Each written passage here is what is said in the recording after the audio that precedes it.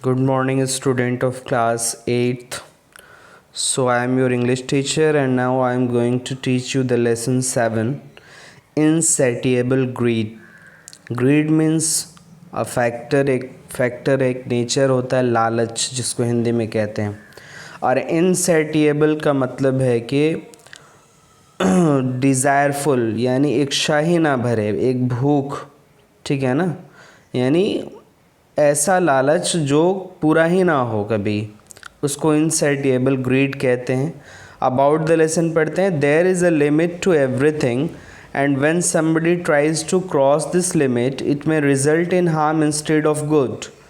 हर चीज़ का, हर काम का एक हद होता है, लिमिट होता है, और कोई भी इंसान अगर उस लिमिट को क्रॉस करेगा तो उसको नुकसान होगा बावजूद इसके कि फ़ायदा पहुँचे।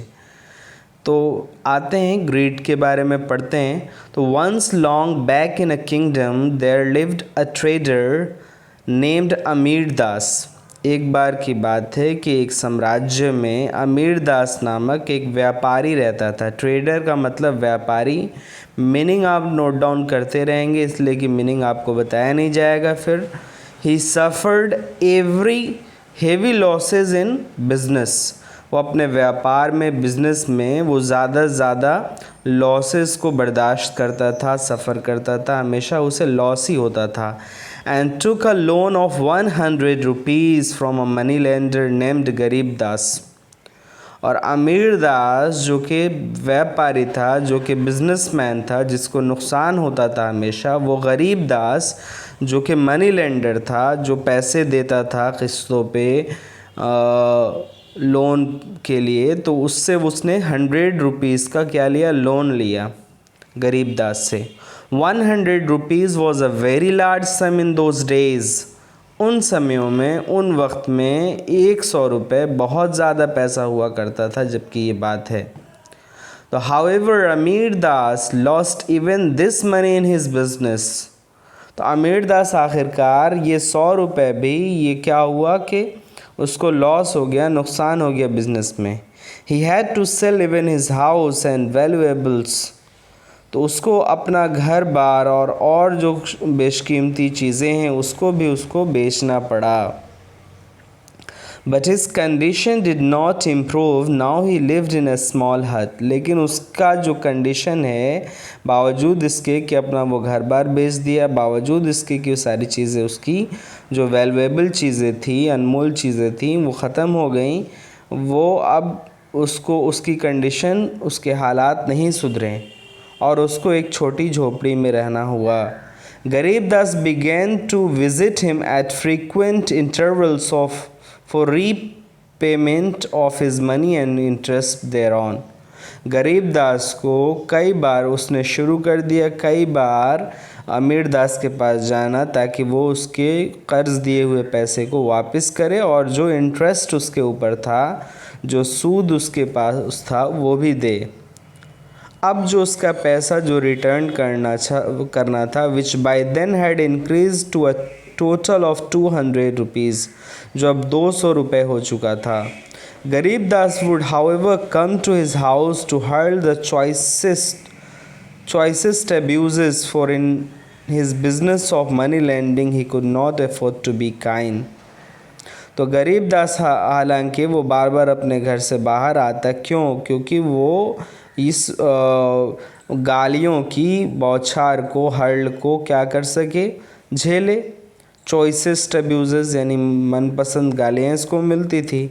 For in his business of money lending he could not afford to be kind. जो वो अपना मनी लेंडिंग यानी पैसा जो उधार लिया था उसको वापस ना करने की वजह से, all that become so unbearable for Amir Das that he thought to run away.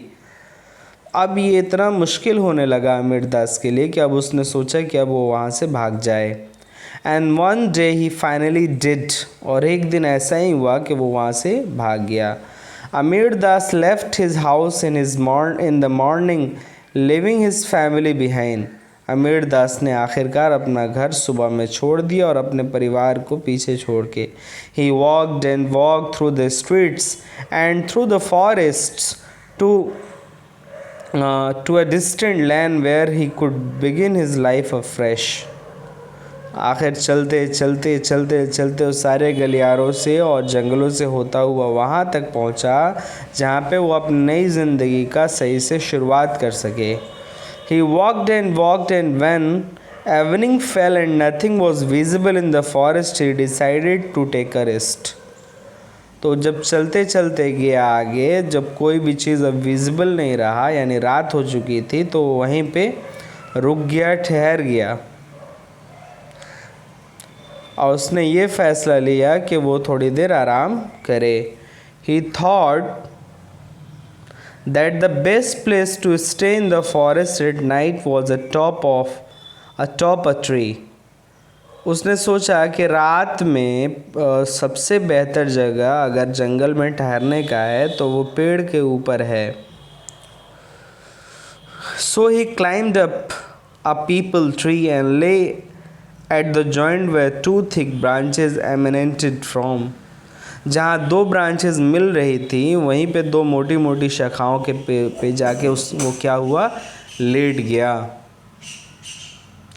It was a full moon day, ये पूर्णिमा की रात थी। So the moonlight enabled him to see around, इसलिए वो चांद की रोशनी से बाहर चीज़ों को देख सकता था। Tired as he was he fell fast asleep soon, चूँकि वो दिन भर थका हुआ था तो वो अब क्या हुआ कि वो वहाँ पे चुपचाप सो गया। Not long after he felt that great winds were blowing, और उसने ये देखा कि अब जो है बहुत तेज़ तेज़ आंधी और हवाएं चलने लगी। He wondered if it was a great, उसको ताज्जुब हुआ कि अगर वो कहीं ये तूफ़ान ना हो, यानी a great storm beginning to rise, कि कहीं ये तूफ़ान उठने वाला तो नहीं। He opened his eyes and he was wonderstruck, वो अपने आँखों को खोला और वो बिल्कुल अचंभित रह गया। वंडर स्टक का मतलब अचंभित रह जाना। The tree on which he sat was flying eight an enormous speed over the forest, तो जिस पेड़ पे वो चढ़ा हुआ था लेटने के लिए, वो पेड़ अब बहुत ही तेज़ी से उड़ने लगा। इस बात से वो वंडर स्टक था। It was a brightly moonlight, he pinched himself to see if he was dreaming, तो ये बहुत ज़्यादा जो है पूर्णिमा की रात थी और आसमान साफ़ था, तो ये इसको ऐसा लगा कहीं वो अब सपना तो नहीं देख रहा है, इसलिए अपने आप को पिंच किया, यानी चींटी काटना कहते हैं ना जी, वो पिंच किया, ठीक है, कि उसको लगा कि कहीं मैं सपना तो नहीं देख रहा। No, he was awake, wide awake, नहीं वो तो जगह है और पूरी तरह से जगह। He clung to the branch fast as the tree skimmed over trees, वो अब पेड़ की टहनी को बहुत ही तेज़ी से पकड़ लिया, कस के क्लंग कर लिया, ठीक है, जैसे कि ये पेड़ दूसरे पेड़ों से टकरा रहा था, स्किम कर रहा था और दूसरे पेड़ के ऊपर से जा रहा था, है ना। तो अब क्या हुआ कि हिल्स, रिवर्स एंड पॉन्ड्स, ये पेड़ जो है दूसरे दरख्तों के ऊपर से, दूसरे जो है नदी, हाँ और क्या, यानी हर चीज़ हिल्स, पहाड़ियों के ऊपर से होते हुए बह रहा था। And at long last settle down a sandy beach, और आखिरकार वो पेड़ की टहनी कहाँ रुकी, हवाओं में उड़ते उड़ते, तो एक नदी, समंदर के किनारे सैंडी रेतीली बीच पे। Amir Das could see the great noisy sea a few hundred yards away, अब वो देख सकता था कि 100 यार्ड ही दूर होगा जो बहुत ही नॉइजी समंदर था जिससे पानी के थपेड़ों की आवाज़ आ रही थी। Overweight by what he had experienced he jumped down the tree, यानी बहुत ही नर्वस हो गए। ओवर रॉड का मतलब होता है, ओवरऑड मीन्स नर्वस के साथ, बहुत ही हेजिटेट करके वो क्या हुआ, पेड़ के ऊपर से कूदा। Amir Das walked a few steps here and there thinking what he should do, Amir Das अब थोड़े देर आगे पीछे टहला और फिर सोचने लगा कि उसे क्या करना चाहिए। The salivary rays of the moon shone everything around silvery, जो चमकता हुआ चांद का की किरणें थी, सिल्वरी चांदी से चमकता हुआ जो किरण था चांद का, तो वो हमें हर चीज़ को चमकाए हुआ था. Shown everything around. On the sand he saw that the ground was littered with colourful glittering stones. उसने रेतों पे देखा कि बहुत ही खूबसूरत सा रंगीन और चमकता हुआ पत्थर लिटर्ड है, फैला पड़ा हुआ है ग्राउंड पे यानी रेत पे. He picked a red one, it felt smooth. वो देखा कि लाल कलर का क्या है, डायमंड टाइप का एक स्टोन है और वो बहुत ही स्मूथ है. He had seen the colorful stones with the town jeweler and knew they were costly, so he picked some more, a total of 4.